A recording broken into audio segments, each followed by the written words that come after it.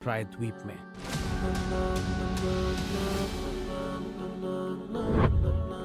ग्यारह हिस्सों की इस सीरीज में हम पैगंबर मोहम्मद सल्लल्लाहु अलैहि वसल्लम के जीवन को ऐसे अंदाज में जानेंगे जैसा आपने पहले कभी नहीं सुना होगा। कभी हम खुद को वही के शुरुआती दिनों में पाएंगे, दारुल अरकम में मुसलमानों की उन गुप्त सभाओं के बीच, तो कभी रोमांच अपने चरम पर होगा जब हम उमर रजी अल्लाहु अन्हु को मक्का के मुशरिकीन की ओर निडर होकर लपकते हुए देखेंगे। जो कोई भी मोहम्मद को मारेगा, मैं उसे 100 लाल और काले ऊंटों का इनाम दूंगा। मोहम्मद की बात मानने वालों का यही हश्र होता है, इसे एक चेतावनी समझो। ऐसे भी पल आएंगे जब हम उदास होंगे और हमारी आंखें नम होंगी। कभी हम डर महसूस करेंगे तो कभी मुस्कुराए बिना नहीं रह पाएंगे, लेकिन ज्यादातर समय हमारा दिल सुकून से भरा होगा। उस पैगंबर की कहानी से जिन्होंने हमें सिखाया कि सबसे निराशाजनक परिस्थिति में भी रास्ता कैसे निकाले, हम सीखेंगे कि अपनी जिंदगी के बंद रास्तों से कैसे पार पाएं। हम सिर्फ घटनाओं को देखकर आगे नहीं बढ़ेंगे, बल्कि हम उनके पीछे छिपे गहरे अर्थों को समझने की कोशिश करेंगे। ये सफर आपको एक नई राह पर ले जाएगा और आपको खुद की असली पहचान कराएगा। ये कहानी है अल्लाह के सबसे प्रिय बंदे की, एक ऐसा इंसान जिसने अपनी पूरी जिंदगी अपनी उम्मत के लिए कुर्बान कर दी, जिन्हें मुनाफिकीन ने बार बार धोखा दिया और बदनाम करने की कोशिश की। ऐसा वक्त भी आया जब वो महीनों तक भूखे रहे, और ऐसा वक्त भी जब उन्होंने अपने प्यारों को खोया और अपने ही हाथों से उन्हें दफनाया। वो हमेशा लोगों को रोशनी और हिदायत की तरफ बुलाते रहे, लेकिन बदले में उन पर पत्थर बरसाए गए।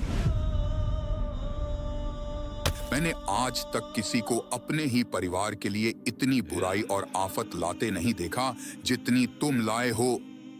उन्होंने अनगिनत जानलेवा हमलों का सामना किया, लेकिन वो एक पल के लिए भी अपने मिशन से पीछे नहीं हटे, और आखिर में अल्लाह ने अपने वफादार बंदे से किया अपना वादा पूरा किया।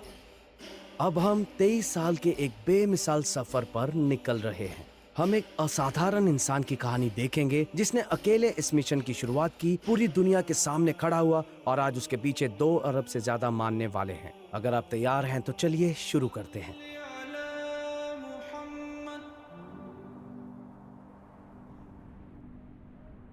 ये वीडियो सीरीज विश्वसनीय इस्लामी स्रोतों के सैकड़ों संदर्भों पर आधारित है। सभी AI विजुअल्स योग्य मुस्लिम विद्वानों की सलाह से तैयार किए गए हैं और इस्लामी नियमों के अनुरूप हैं।